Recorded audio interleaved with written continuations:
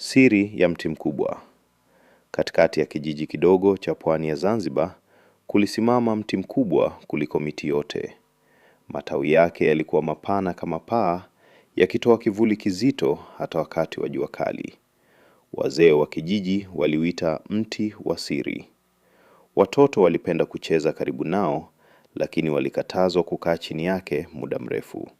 Sababu, hakuna aliyekuwa anajua kwa uhakika isipokuwa hadithi iliyosimuliwa kizazi hadi kizazi. Siku moja jioni, kijana mdogo aitwaye Juma alikuwa akicheza na wenzake. Juma, njoo twende mbali na huu mti, rafiki yake Asha alimuita. Kwa nini? Juma aliuliza huku akichezea jiwe. Bibi yangu alisema, mti huu unaonyesha mambo ambayo hayajatokea bado. Juma alitabasamu kidogo. Hizo ni hadithi tu za kuogofya watoto. Lakini ndani ya moyo wake kulikuwa na udadisi. Jioni ilipoingia na kila mtu kurudi nyumbani, Juma alirudi polepole pale kwenye mti. Kulikuwa kimya, upepo mdogo tu ukipita kwenye majani. Ni mti tu, alijisemea. Akakaa chini ya kivuli chake. Dakika chache zilipita. Hakuna kilichotokea. Lakini ghafla, upepo uliongezeka. Majani yakaanza kusikika kwa nguvu kama yanazungumza. Juma alijaribu kusimama, lakini alihisi kama dunia inazunguka. Macho yake yakafifia, na hapo ndipo alipoanza kuona. Alijikuta katikati ya kijiji, lakini hakikuwa kama kawaida. Kulikuwa na moshi mzito angani. Watu walikuwa wanakimbia kwa hofu. Toka! Moto! Sauti zililia kila upande. Juma aligeuka huku na kule. Hii ni nini? Akamuona mama mmoja akilia huku akimshika mtoto wake.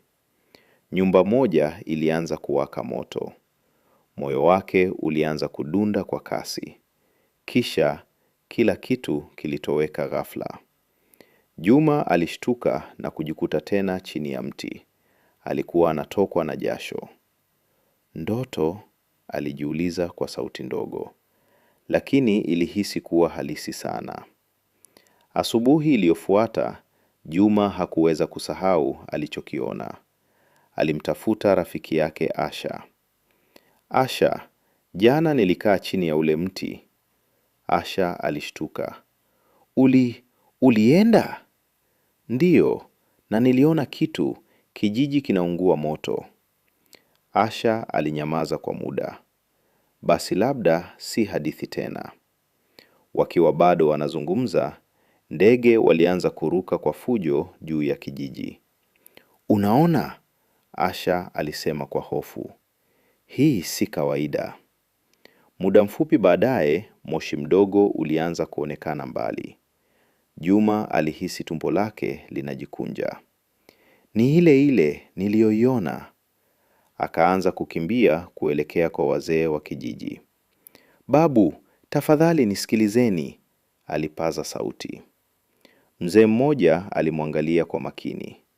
Kuna nini mwanangu?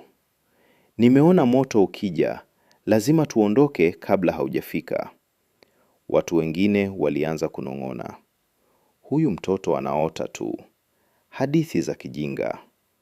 Lakini mzee yule alimtazama Juma machoni. Uliona wapi?